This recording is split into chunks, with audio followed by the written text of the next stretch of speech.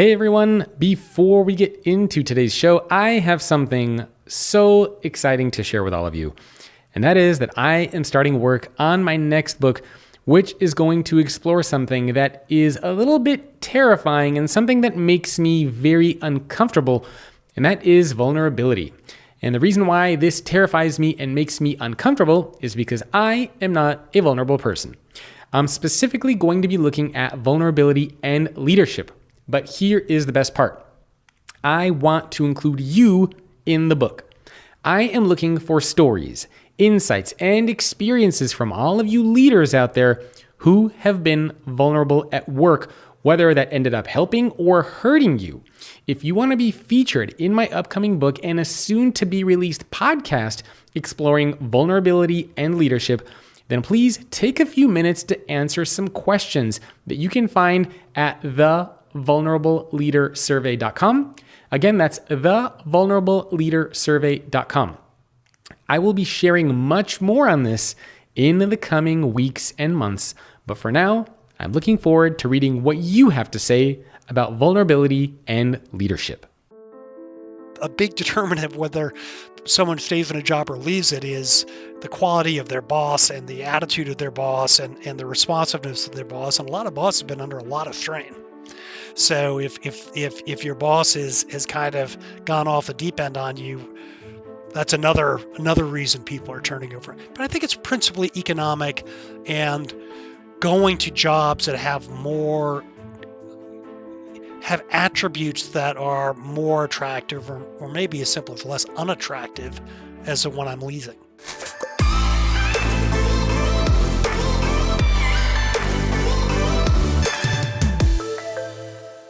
Hello, everyone. Welcome to another episode of The Future of Work. My guest today is Professor Joe Fuller.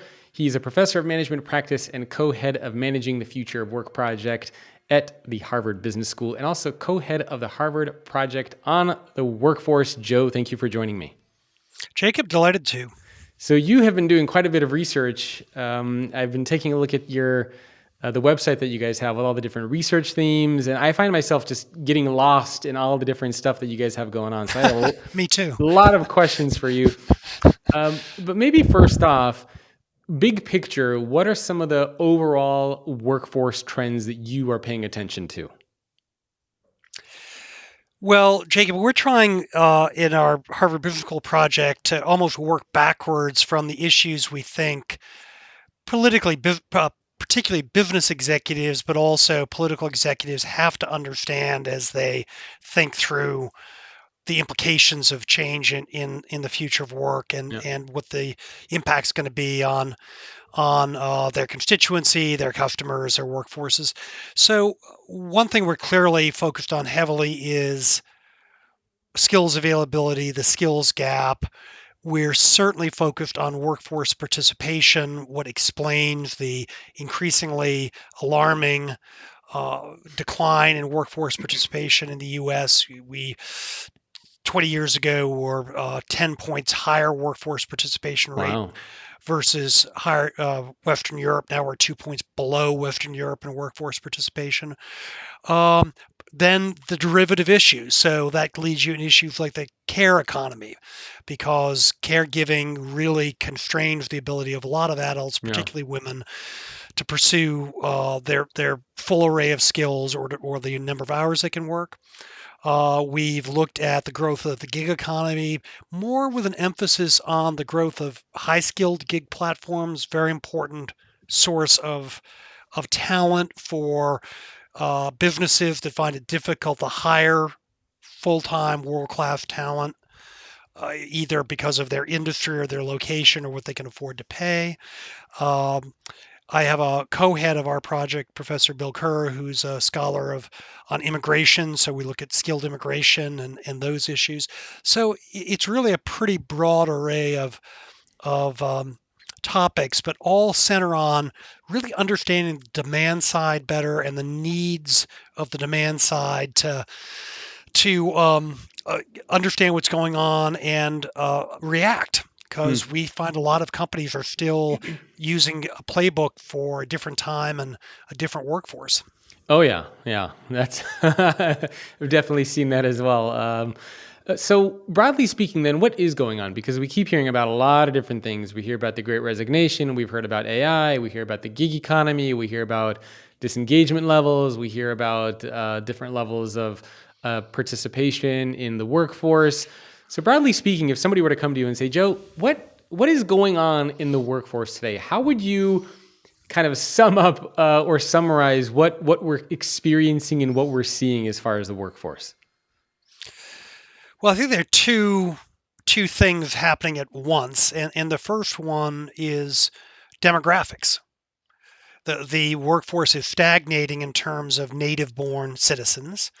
Population is graying, and since we have a uh, incoherent and indefensible immigration policy, particularly as it relates to cultivating the skills profile of the American workforce, we we we have a workforce that's kind of locked in to a pattern of who enters the workforce. So the numbers are not going to be big, and a significant number of those new workers are coming out of a K through 12 system that is less and less fit for purpose, particularly in responding to the other big trend, which you've written about and talked about for years, which is you have an acceleration of the evolution of skills requirements. So you have a stagnant workforce with an unresponsive skills development system that's very sclerotic and bureaucratic, trying to keep up with for the most important jobs in the economy and therefore the most important jobs for individual companies, um, a dynamic and accelerating pattern of skills change, which it's harder and harder to sync those things up. It's like we've got if you think of the Charlie Chaplin movie Modern Times, we've got that big turning wheel, but which is our skills development system and our Yeah. workforce population, and this flywheel on the way off to the side, which is the pace of change in what companies require. So, are you concerned by anything that's going on? And if so, what are you actually worried about? Like, what could happen in the current direction that we're heading right now? Yeah. Well, yeah, I'm very concerned. And I'm concerned in two dimensions. The first is that I think the availability of good paying jobs, I'm not talking about extravagant paying jobs, but jobs that will support household formation and a quality of life that any of us would view as acceptable for someone, is that is under stress. It's harder and harder for workers, particularly in expensive metro areas, who come out of our K through 12 system and don't have post-secondary credentials that are Hmm. relevant to employment, to get in those jobs. And a lot of my research would say if you're not on a pathway to something that has a decent future by the time you're in your mid 20s, Yeah. it's really hard to kind of recoup the situation. Yeah. The second is that I think policymakers often get a little bit confused about this. When a business can't find workers to fulfill their needs, to advance their strategies, they don't say, "Oh gosh, well, I guess we'll just forget about it, give up, keep doing what we were doing." They find alternatives. And we've seen that historically in offshoring operations when a combination of factors made it. Uh, there was incredible wage arbitrage opportunity, regulatory arbitrage opportunity that companies took advantage of in a lot of tradable goods. Um, but companies now are going to have more and more opportunities to automate people out of the system. Mm. And if you can't get the workers you need, what you're going to be doing is deploying robotics, deploying AI, deploying advanced sensor packages, which doesn't have the effect of, just eliminating work, but it reduces the number of roles and makes them higher skilled, which Yeah. takes us back to the fact that we don't have a great skills development system. So I think this is a big issue. I think it's the biggest issue, a social justice issue the country faces. And I think it's a very profound issue for American competitiveness over time. It's actually following up on that second point is how I started studying this in the first place. Oh, okay. Well, let's talk a little bit about that. Why did you start studying this? What was kind of the flag that prompted you to explore these issues? I wish I could say some great insight, but when I came to the Harvard Business School faculty out of industry about 10 years ago, we had a project that was fairly new about U.S. competitiveness and understanding it through the lens of what contributed to the Great Recession. And we had done a lot of polling of our alumni. And in doing that, they had identified several issues and specifically skills availability and the quality of the U.S. workforce as a historic strength of the country that was declining relative to our global competitors. Hmm. And I knew that, having been the CEO of a consulting firm, I knew that my clients felt that way sector by sector. So I said, I'd like to understand that. And so I started doing my research under the auspices of that project, but then the the the work streams on workforce really took off, and our dean was willing to separate it and create its own project. And then I was really fortunate to have Bill Kerr, I mentioned earlier, join me as a co-head of it, and we've scaled it from there. Hmm. But I didn't have any appreciation for how complicated it was when I started. I might have taken something easier, I don't know, energy independence or something, had I known. Yeah. Well, let's talk a little bit about COVID and the impact that has had on businesses.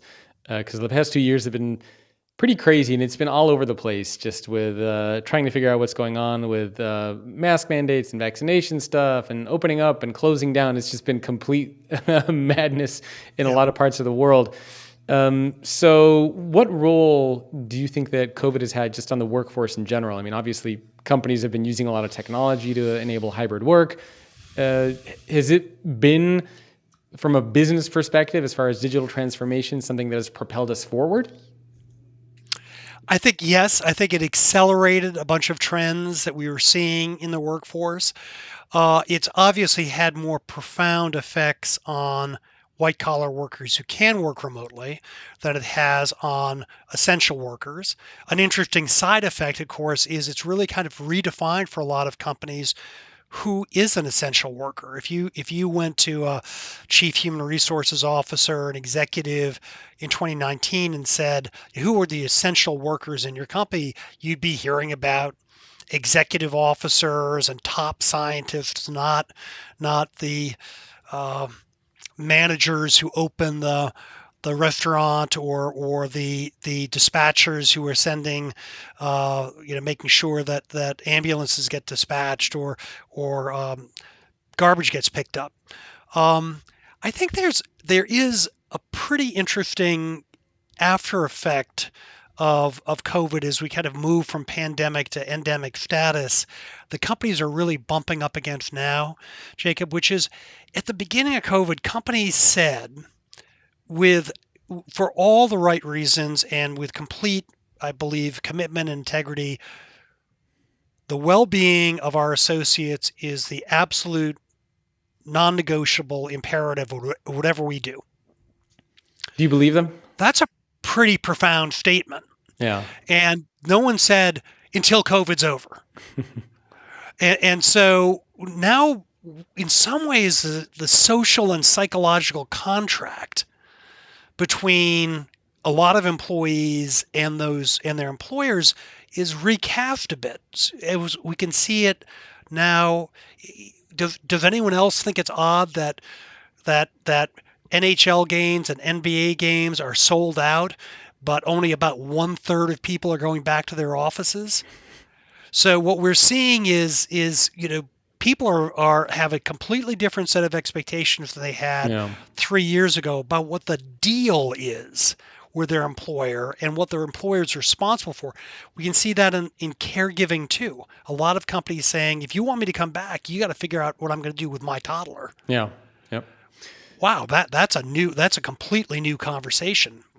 Do you believe the organizations that are saying that? Do you think this is a genuine shift that we're seeing, or are companies just saying that? Because, we've also heard companies talking about this stuff years ago. Yeah, put people first, employee experience, blah, blah, blah. And Yeah. nothing was really done. And now we're talking about it again. Are we finally doing something about it, or are we just reviving the conversation? I think companies are increasingly being obliged to do something about it, certainly in certain industries. You can see it. Let's take a couple of examples from two ends of the spectrum of kind of wage levels and employment requirements. If you look inside the so-called Great Resignation for lower wage workers, it really isn't a great resignation. It's a great reshuffle. Hmm. What do I mean by that? I mean that the hospitality sector, hotels in particular, are having a terrible time keeping staff. In fact, hotel availability is now a function of essentially how many rooms you can clean. It's not how many rooms are in the hotel, it's how many you can have ready for guests tomorrow. Hmm. And the turnover in things like housekeeping staffs has been extremely high. Where are those people going? They're not going to their lake house. They're not leaving the workforce. They work at Amazon now. They work at Costco now. They work at Walmart now. They may work in healthcare if they're commissary workers. Yeah. And they've left pretty demanding, not very good paying jobs for somewhat better jobs. I'm not saying that working in an Amazon warehouse, working in Mass General Hospital commissary is nirvana, but it kind of beats picking other people's damp towels off the floor. So for certain industries, particularly for those frontline workers, they're going to have to rethink the value proposition. Let's look to the other end of the spectrum, professional services.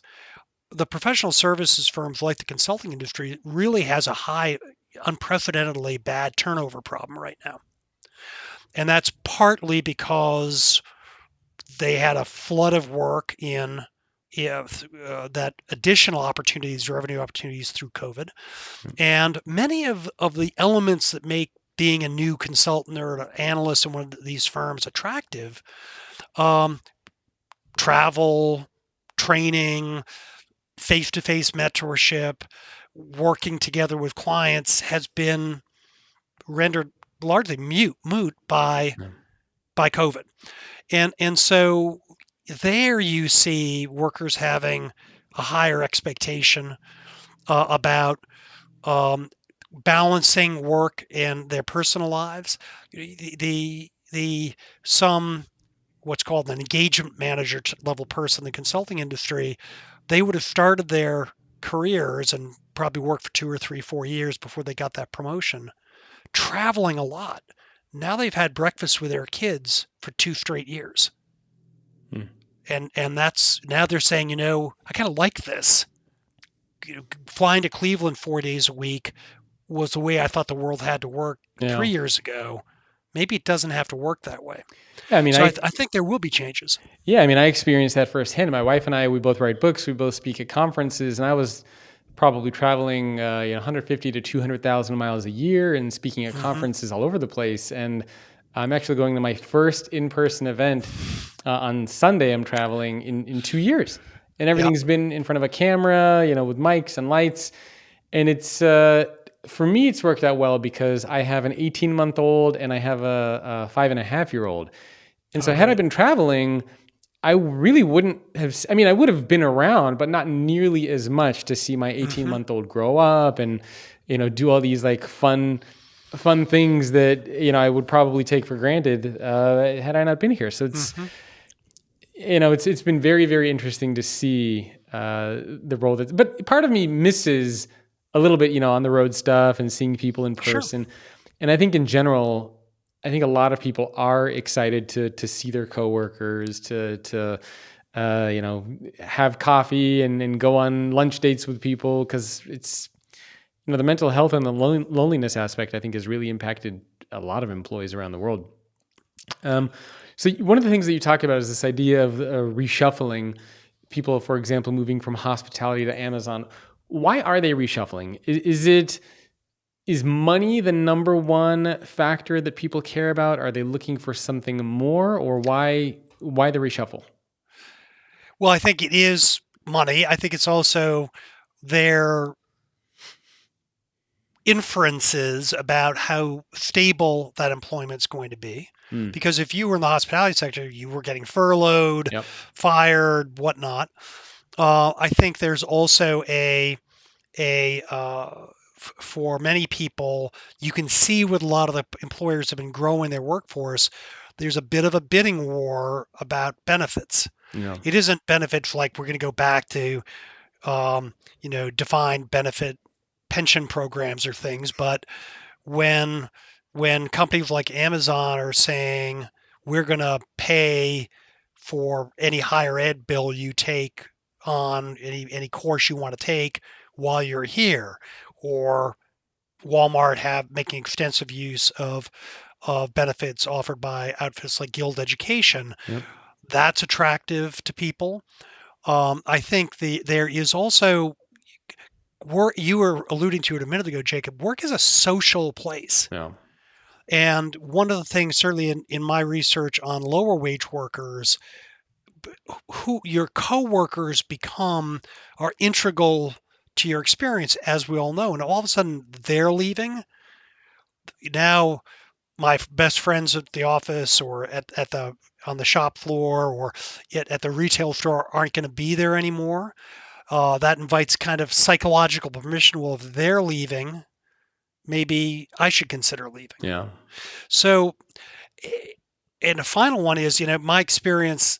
I would say, a big determinant of whether someone stays in a job or leaves it is the quality of their boss and the attitude of their boss and the responsiveness of their boss. And a lot of bosses have been under a lot of strain. Oh yeah. So if your boss has kind of gone off the deep end on you, that's another reason people are turning over. But I think it's principally economic and going to jobs that have attributes that are more attractive or maybe as simple as less unattractive as the one I'm leasing. Yeah, I also think COVID has made it really helped people crystallize what they care about and what they value. Is it money? Is it friends? Is it community? I mean, my family and I, we moved from the Bay Area to Southern California. And my wife and I were originally from Southern California, and we never in a million years thought we would ever come back to LA. In fact, we would joke about it when we would come visit my family's here, and so is my wife's. Oh, it's, the heat, the traffic, it's terrible. How can they live there? We love the Bay Area so much. And then COVID happened. All of Hmm. our friends from the Bay Area moved away. So our community just evaporated completely. Mm. And then finally, we were just like, what the hell are we doing here? Like, Yeah. our friends have moved. We have no community here. At least we have family in Southern California. And if we go there, we have support, we have help Yes. with kids. Yep. And we realize that that's what matters more to Yep. us. Yep. And I feel like for a lot of people, for some people, it might be money. Maybe they realize, you know what, money is so important to me now. And for others, it could have been, it's community, it's family, it's the support. And I think that actually helps organizations because when you are interviewing people, when you're trying to bring them into your organization, they'll be very clear with you about what they care about. There's Yep. no confusion anymore. It's like, look, I'm here. I want a good paycheck. I'm happy to work as hard as you need me to work. I'm here for money. I think that clarification helps. But one thing that you mentioned, which I'm wondering if you're concerned about or not, is the impact that this is going to have on small businesses. Because obviously, if these big organizations out there are covering education, they're offering more, they're throwing tons of money to attract employees, small businesses don't have those resources. Right. What's going to happen to them? Are they just going to disappear and everyone's going to be working at an Amazon or a Walmart in the future? Yeah. Well, that's obviously a profound question. I think that there are a number of things that work against small and medium businesses. With smaller businesses, it's everything from their ability to match terms and conditions of employment that larger employers are offering. Also, their image as to how sustainable they are. Um, with medium-sized companies, and by that I'm talking about not $20 million companies, but $300 million companies, Yeah. $500 million companies, they have a problem that I think is going to become more and more evident, which is that the demand for certain types of skills is so out of kilter with the supply Hmm. that if you want to get a performance marketer or a data analyst or a data scientist, and you are a second tier aerospace supplier, let's say $250 million company that makes components that sells them to Lockheed and Northrop, and you're trying to get people with those skills. You may have a great team. You have a employer where the people who work there are motivated and enjoy it, and you treat people great. You're just not going to be able to compete Yeah. because you're going up against more prestigious companies. If you're that same supplier, but you're in southern Indiana, you've got a geographic set of issues where someone's picking between. No one's going to say I'm going to choose between Washington D.C., L.A., and Terre Haute, unless maybe they're from Indiana and they're doing what you and your wife did and going back closer to home. So I think there are going to be squeezes on companies up and down the size spectrum.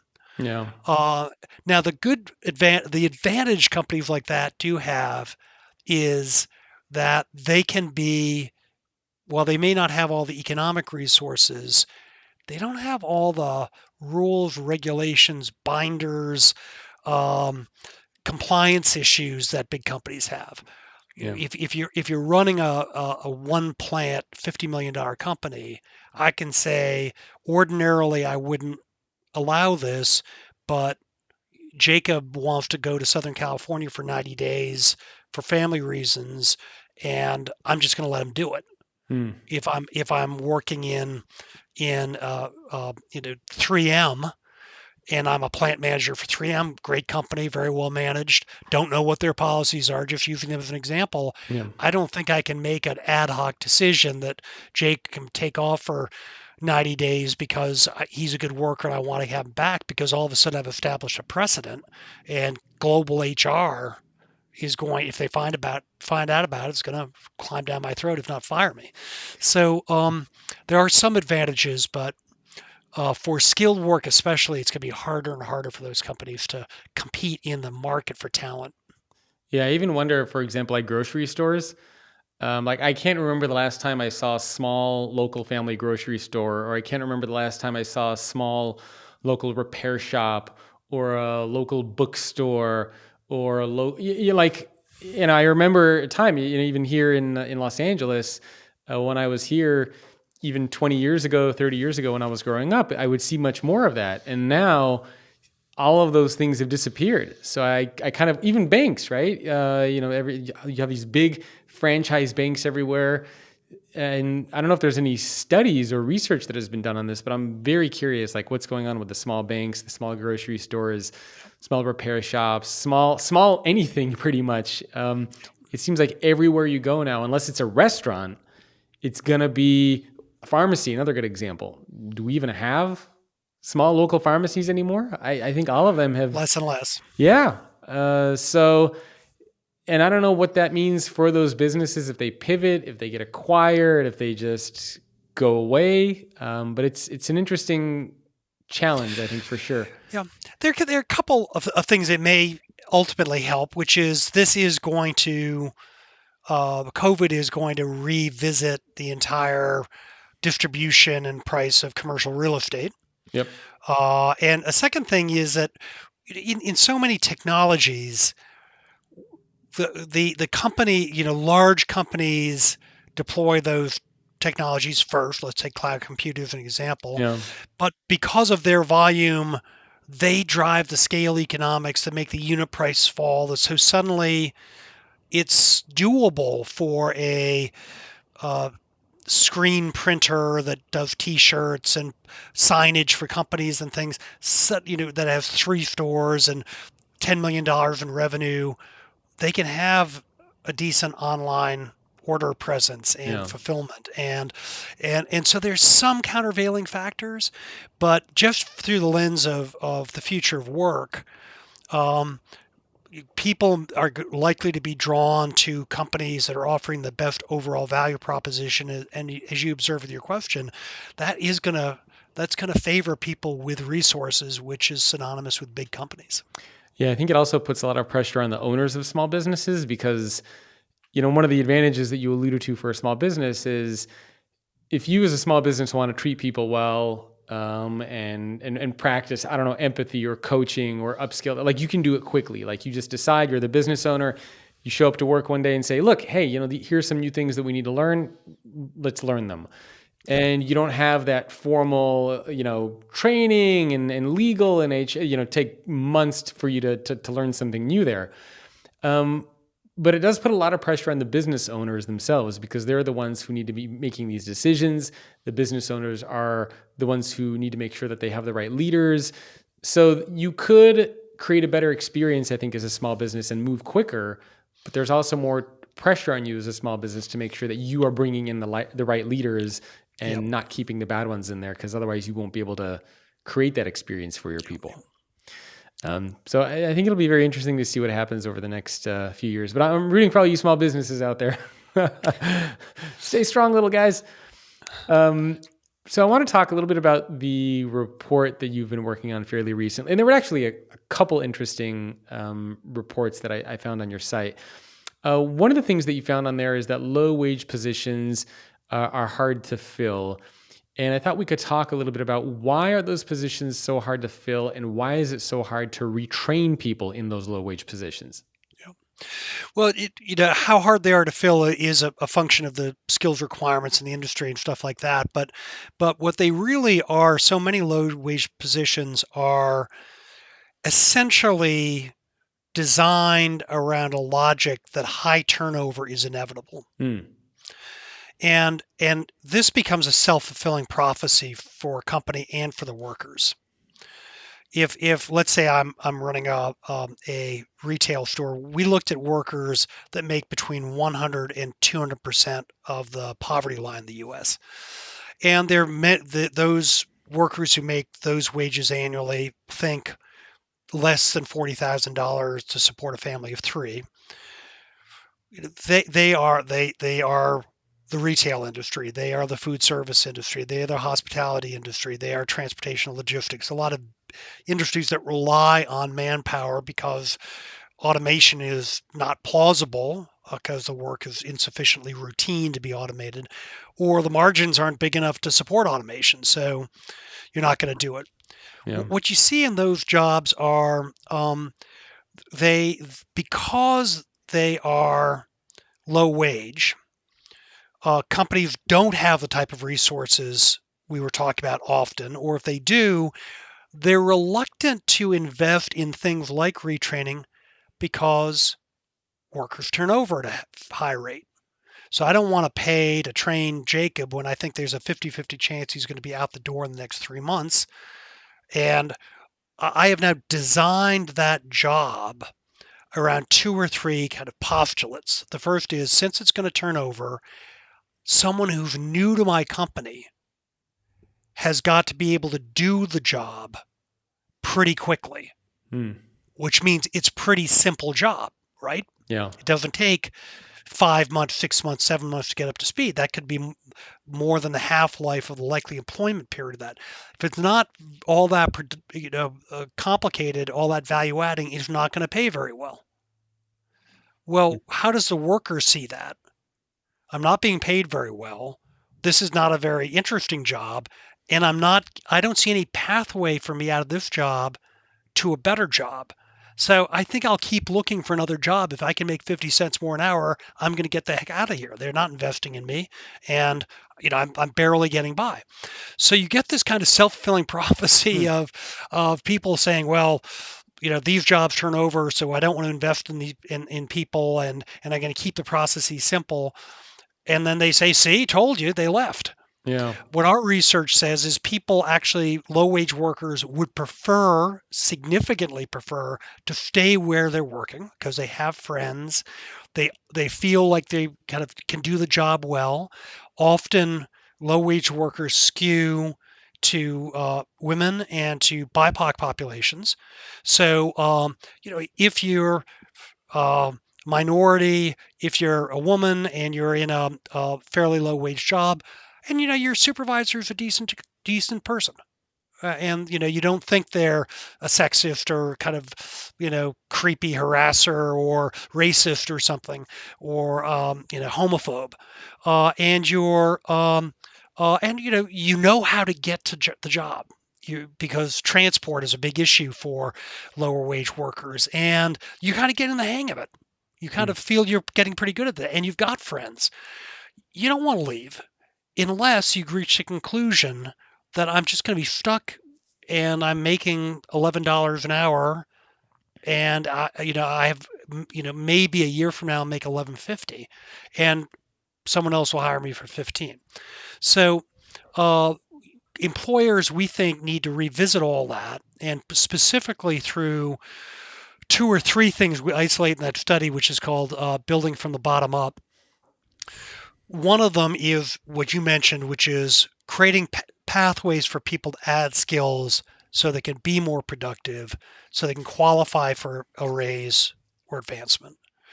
And that requires more investment in clear and actionable feedback to people, and more engagement with supervisors or others in kind of mentoring people to Hmm. say, if you could do these two or three things, you could qualify to be a supervisor or to work on a more advanced process, or be someone who onboards new workers, which is going to get you a raise. And here's how you could do it. You get that formula going, and all of a sudden you start undoing that turnover machine.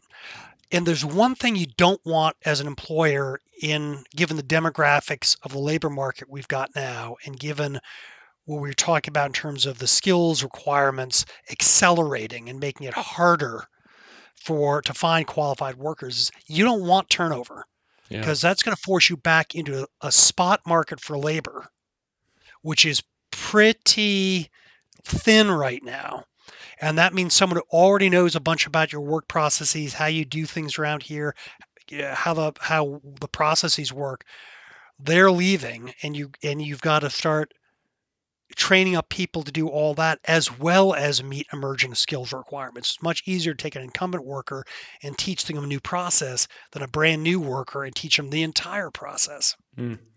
It's interesting. It sounds like the big reason is that organizations just never take a step back and say, hey, wait a minute, the turnover, it's not normal. Like, it shouldn't be like that. Yeah, why is it like this? Yeah. So instead of asking that question, we've just kind of taken for granted that a lot of these jobs are going to have turnover. And I know even when I speak at a lot of conferences and events, especially if they have a lot of frontline employees, one of their typical responses is, oh, it's the nature of the business. We get a lot of turnover. And I don't think many of them take a step back and say, hey, wait a minute. Well, why do we have that turnover, and do we need to Hmm. have it? Exactly. I actually remember this was 4 or 5 years ago. I was giving a talk to a financial institution, and they had a bunch of their executives that were sitting around a table, and they were talking about that after the 2-year mark, they have a high percentage of their workforce that just leaves. And they were all like, yeah, this just kind of sucks in our industry. After 2 years, people just end up leaving. And I'm the only one sitting there thinking, like, do you guys know why they're leaving? So I raised my hand and I said, guys, I'm curious, like, what is it after 2 years? Because it's a very specific number, right? 2 years. Why are they leaving after 2 years? Like, what is causing them to leave? And they all just kind of looked at each other like, we don't know. And I'm thinking, like, okay, well, Yeah. these are some basic, you have to know this. And I think this is where a lot of like the data, the people analytics, all that stuff can be very, very helpful. But I think companies just need to, turnover should not be normal, or, very high turnover should not be normal regardless of the industry that you're in. Like, Yeah, it's a rare company that evaluates people, for example, on having distinctly lower than average turnover in their team, yeah. or distinctly higher than average promotion rate out of a job. And if you think about the types of micro data a lot of companies get from their business intelligence systems about inventories and price realization and the state of the supply chain, why aren't we applying business intelligence to look at the way we manage human assets? Hmm. And why isn't that integral to performance management in the company? I'll give you a quick example. I've looked at how the recruiting process works for a lot of companies. And recruiters in most companies are evaluated on two variables. How long did it take to fill the jobs that I was tasked with backfilling, open jobs, so mean time to fill, and direct cost to fill. So get me someone fast and don't spend a lot of money on it. Okay. Kind of reasonable, actually, right? I mean, we're not sitting here saying that's crazy, but you didn't hear anything like the person actually succeeded in the job they got hired to. The person didn't voluntarily leave the company quickly because the way we recruited them caused them to think the job was different than it was, or we didn't have to fire the person quickly because they actually weren't competent at the job, or you got a bonus because 3 years ago you um uh you hired Jacob and he's been promoted 3 times, and here's an extra $500 because he was a great hire. Yeah. That doesn't exist anywhere. So I think one of the very interesting things about the future of work is it's because there's going to be skill shortages, because there's going to be personnel shortages, because whether you're running, a blue chip consulting firm, or you're running 250 quick service restaurants as the head of a franchisee operation, your your economics are going to be driven a lot by what goes on relative to the stability of your workforce, the happiness of your workforce, and that means a whole new set of KPIs for people, and ways of gathering data, and motivations for rewarding people. Yeah. I mean, the data piece is, I think, a big missed area for a lot of organizations. One of the things you mentioned recruiting, and I was totally shocked as I was on your website. There's been a lot of talk using AI and automation for finding candidates, for finding prospects. And I think it was one of the things that you found were that these pieces of software, these AI, these bots that scan resumes, stops 27 million people from finding jobs, which I thought was insane. Can you talk a little bit about that? Yeah. So this is a study um, we called um, hidden workers, untapped talent, and the population describing are people we call hidden workers. Is not people who are trying to hide from work. I want to make that clear. It's people who are um, they are effectively screened out of the consideration set by employers because of the way what are called the applicant tracking systems, the ATS systems, process and evaluate candidates. Yeah. And in any ATS system, it could be something you own, you bought because you're using PeopleSoft, or Oracle is the biggest market share in that business, or it could be you're using Indeed. When you set up who I'm looking for, you're given lots of choices. You know, um, are you willing to consider a candidate with a criminal conviction? Yes, no. What are the academic requirements? College degree required? Yes, no. Um, the uh, do a key one is uh, using natural language processing, scanning the job description you provided to look for those terms and words in the application or the resume of the applicants. Doesn't have a knowledge of this technology or that tool. A very corrosive one is 50% of job postings in the United States for middle skills workers have something called a continuity of employment filter, Hmm. where if you have a gap in your resume of more than 6 months, they will exclude you from further consideration just automatically. Wow. So we, and these variables are used both to filter, so in out, and then for the people who remain in, rank. Now go back to what I was saying about the way recruiters get paid. Do it fast and do it cheaply. Yeah. One of the ways you do it cheaply is you don't interview a whole lot of people. So a good, an operative number is that's, for a decent paying job in a large company is before COVID, they're going to get 250, 300 applicants. The web having made it much easier for people to apply for jobs, they're going to talk to 5 people. So they want to winnow down that pool very Yeah. fast. So all those filters add up to create categories of workers who are often just excluded from consideration. A couple I've kind of implied. Someone who doesn't have a high school diploma, someone who doesn't have a college degree for certain jobs, but might have 30 years of experience. I'll come back to that in a second. Veterans suffer from this quite a bit because the way they describe what they did in the military doesn't match up with anybody's job descriptions. And veterans are actually very interesting population that they're very specific about what they say they do in the military. It's very countercultural in the military to say you did a bunch of stuff you didn't do or didn't do specifically. So this creates an artificial scarcity where a bunch of workers who might, if you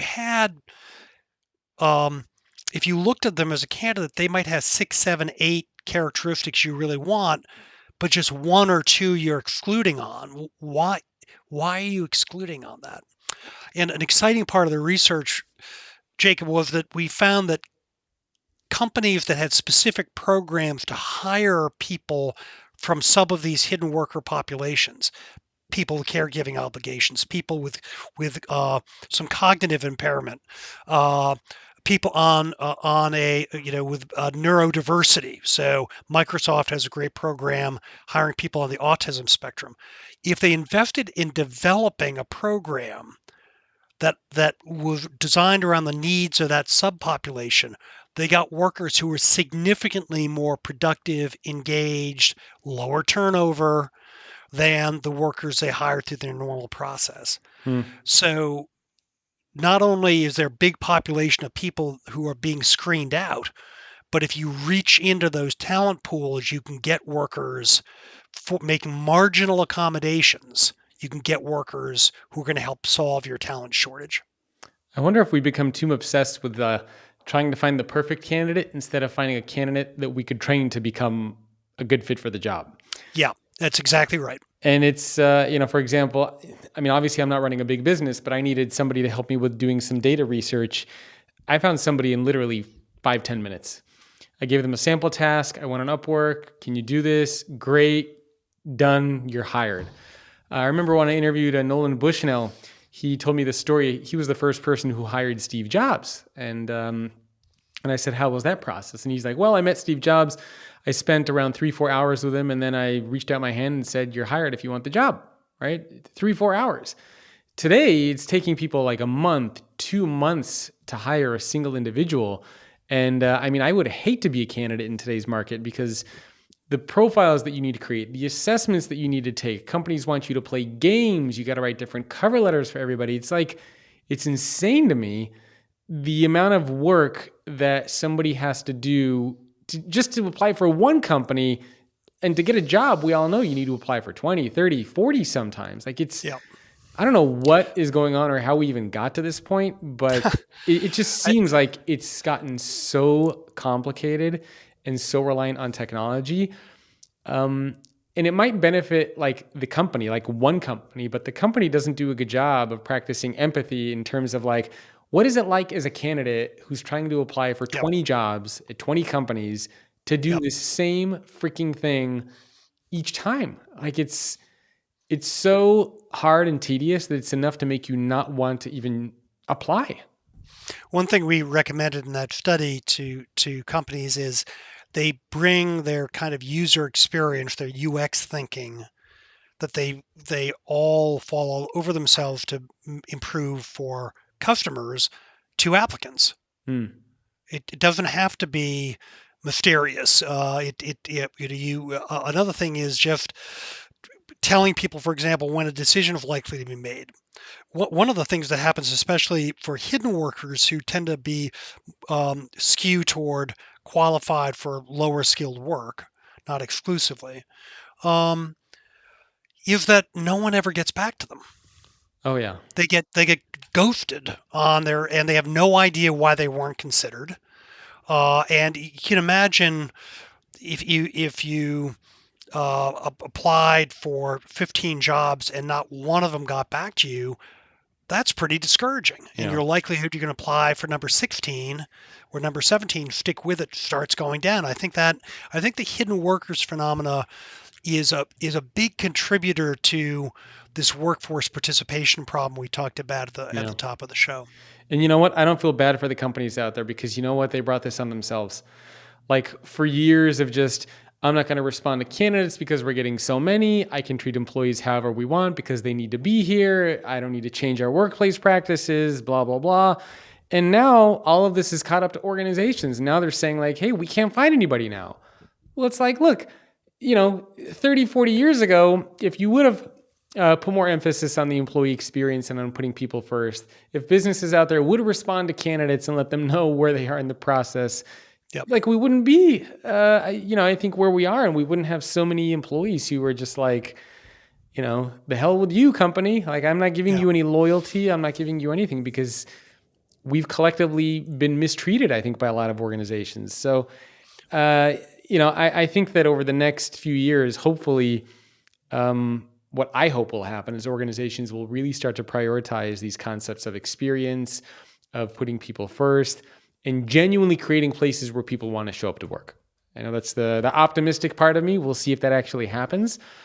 But Joe, we are near the top of the hour. Maybe one last question for you before we wrap up. For people who are watching and listening, we've talked about a lot of different things here. What are some actions or some takeaways for people to put into practice? Maybe we could go with leaders, so leaders who are looking to bring people in. And also, if you are not a leader, what should we be doing to thrive and succeed in the world that we're a part of? Well, I think for leaders that that as you were just suggesting, they're going to have to understand that uh, being competitive in the scramble for talent is going to be a top strategic imperative indefinitely. So the notion kind of delegated to somebody in the HR function, or that you should have a reasonable expectation that you can keep running the same playbook and you're going to get an adequate workforce, that's just plain wrong. So you better put it way up your priority list. You ought to be viewing it as a major business risk, and responding accordingly. I think also that the leaders have got to start thinking in terms of, for example, things like, rather than designing the way we look for workers on the premise of a bunch of what I'm going to call negative attributes. You don't have this, we're not going to talk to you. You don't have that, we're not going to talk to you. Let's use things like AI to understand what are the attributes of someone who's good at a job, and how can we start looking for people on a affirmative or positive bases to get all this clutter, for example, in the ATS systems aside. How do you start making a systematic commitment to growing your own talent, whether that's taking that low wage worker and giving them more skills so they can advance, or, for example, having more compensated work-based learning for high schoolers, for Yeah. community college students, for college students. The gold standard in terms of better outcomes for teenagers is they get a compensated work-based learning opportunity. It's all three of those phrases. It's not, I worked at McDonald's this summer. That's better than not, but there's a structured program or an employer, often as part of completing high school. It allows I start working more and more, as they do in Europe, to develop skills. Hmm. I think for normal everyday people, it is important to understand that the demands of work are going to keep changing. And I'm not going to throw at you the kind of platitudinous lifelong learning and all that stuff. It's very threatening to people when you say that, by the way. The vast majority of people, they're happy school's over and they hear learning, they think school, and I don't want to go back to school. I think we have to cause people to understand that there are explosion of mechanisms to gain, bolster your skills, bolster your credentials, understand what's required, and you've got to make use of that.